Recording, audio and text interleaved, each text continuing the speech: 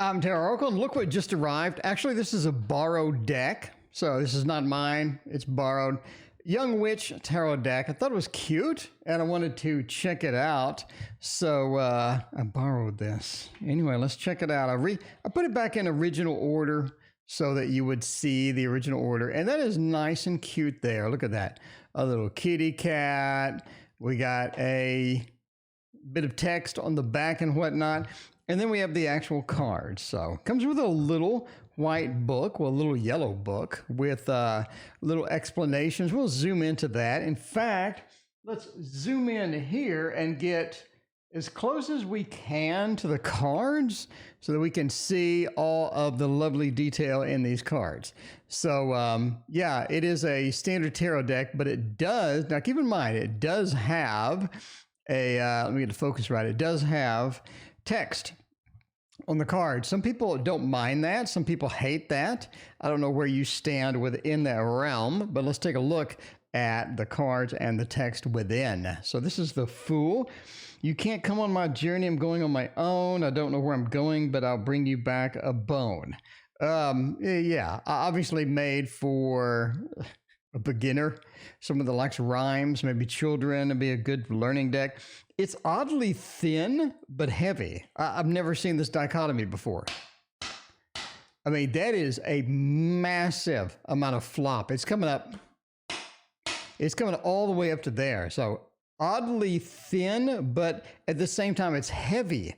I'm not sure how to interpret that in my brain. So I'm not going to tell you if the card quality is good or bad. I'm just going to tell you it's oddly thin and heavy at the same time. Well, let's go through the rest of the cards. We got the Magician, again, with a little quotation. Normally, when you see text on cards, you will see sort of, you know, a little bit of an explanation, but I can't remember ever just seeing a poem instead of the explanation before. I guess that's okay. Let's sort of flip through. They're pretty standard right-away images here. And they're using the free copyright because in the US, the Rider-Waite images are free, the original ones at least, for right now. If you're in the US, I think in the UK, it frees up at a certain time later on. So these do look like the original images.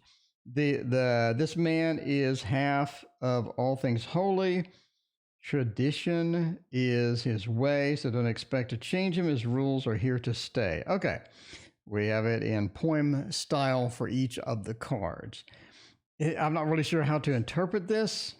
Well, that's obviously not original Rider-Waite. So they changed some things. There are some modifications to this. And I don't know. I'm not too thrilled with this. I guess it'd be good for a beginner. And I guess this is one of those things where if I were a beginner, I would rather have a definition on the card rather than a little poem. Obviously, the poem alludes to the definition, but I don't think it's exactly where I want it to be, you know? This is not exactly where I want it to be as far as the definitions are concerned. I would have liked maybe astrology signs but that's just me. I mean, maybe if you're a beginner, you don't mind this. It'd be kind of fun. It keeps you interested. It keeps you sort of looking at it and whatnot. But yeah, everybody wants to see the back, and there is the back. So let's sort of just flip through and see what differences I can spot from the original Rider-Waite. Temperance has a little bit of a difference there. Then the Devil, we sort of changed their clothing on the two people down there. The Tower looks pretty traditional. The Star as well. Like, well, the Star's clothed. So, yeah, it is definitely something for younger children and whatnot, because the naked people are now clothed. So we now have non-naked people. But other than that, it looks like we kept with the good old tradition as it goes. Well, it looks like the Sun Child is still naked, but you can't really see anything. And the Moon, interesting. Again, we have clothing back on that. Hear the Judgment's Horn, a wake-up call for you. And the World. So, interesting. Again, we have clothed them a little more than usual. Ace of Wands. So you can sort of pause and read the little poems if you want. I'm not going to read the little poems. That'd make the video drag out to many hours. And that's not my style.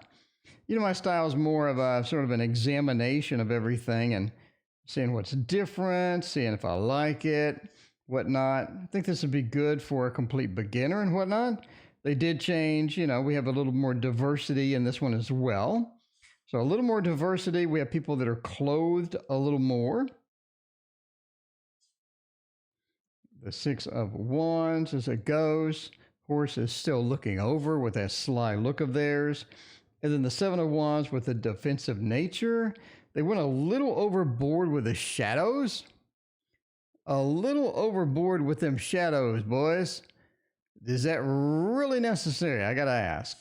Gotta ask, is that really necessary to go that far with the shadows? Again, a little more diversity and a little bit harsh on the shadows as it goes.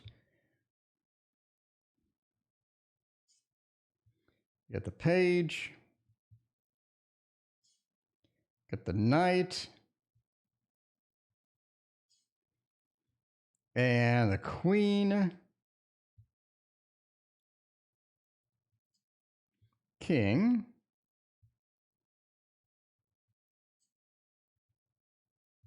A little more diversity in the Ace.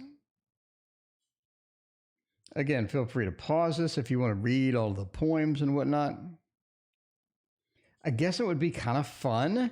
I mean, if you're little, you know, you're a kid, it'd be kind of fun to read the poems and learn the cards that way. Maybe the poetry would be easier to remember than straight keywords and whatnot. That's quite possible. I'm going to open myself up to that possibility. Have the 5. I'm kind of curious how they're going to deal with a 10. Yeah, the shadows, way too deep in the shadows. Like just that dark black just catches your eye instantly. That's why you don't do, you know, painting 101. Don't do that. We have the 8. The 9. Now I'm curious if the person in the 10 is really stabbed. They are indeed. Ooh, and they have blood too. Okay, so it's okay to have blood and gore, but naked people is forbidden. That is verboten. Okay, Page. He's telling me he wants me. He's got the words and more, but flash that sword and I'll get bored. Find, show him to the door. And show him to the door. Okay.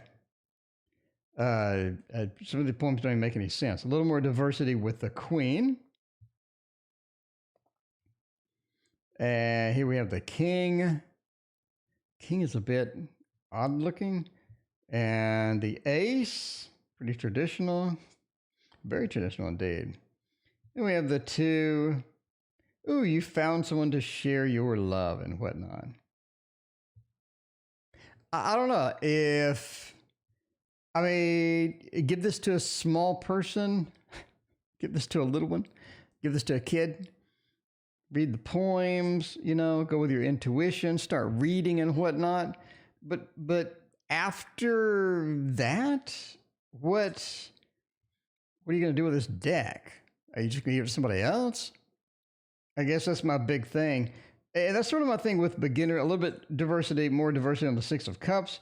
I guess that's my thing is, all right, we have a beginner deck. We have invested, I don't know, 15, 20 bucks in it, whatever. And now we're pretty comfortable with it. We're pretty comfortable with the tarot deck. Do we continue to use this deck or do we get another deck? And the reason I ask that is because just how thin this is and the poems and whatnot. So again, I'm open to beginner decks. I'm just not sure what to do with them after you're no longer a beginner. It does seem rather intimidating to learn 78 card definitions, but once you sort of get the feel, because the images within the cards, they match the meaning on most of these cards, other than the quartz. I think the quartz don't match the meaning. And then once you sort of know the meaning behind it, once you sort of understand sort of the gist of the cards, you don't really need the poems anymore. And now you're stuck with a very thin deck of cards when I could go get something much more impressive like the Light Seers Tarot or a Chiro Marchetti deck or the Dark Mansion or basically anything else. They would have the same images, but they would have more sort of things within them. They're going to be a little bit better, better card quality. Without the, less of the poems. They're going to be borderless. Basically, they're going to be more colorful. They're going to be more attractive. And they have the diversity that I liked within this deck. But I guess that's my main point is, what do you do with this? You just gift it? And if so, did you really need it? Did you really need it? So I guess that's my thing, right? Because there are various witches decks. You do have other fantastic decks such as the Modern Witch Tarot, indeed, which is also great. And it has a lot of potential, but it is much better looking, significantly better quality, and probably around the same price. So you get my point. So there's the 9, sort of rounding out here. End the discussion with, I don't mind this at all. I don't mind this deck at all. That is my phone in the background. I apologize. I apologize. My phone is in the background ringing off the hook while I'm trying to do this deck, and I should have closed the door. But anyway, you get the idea. You can mute me. You can mute. And the King of Pentacles. So that is pretty much it. That is it for the tarot deck. Let's take a look at the book real quick. Young Witch.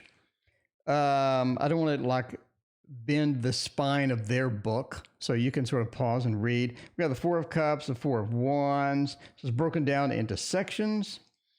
And then at the beginning, we have shuffling, clearing exercises. So it's going to give you a little bit more detail in that. And then at the back, we have the chakra correspondences, major arcana correspondences. Suit correspondences, kind of nice.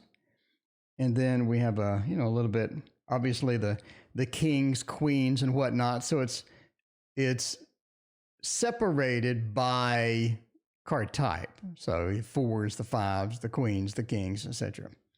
Anyway, that is the Young Witch Tarot deck. Thank you very much for Christina for loaning us this beautiful deck. And let me know what you think about the deck. And thank you for watching. We'll see you next time.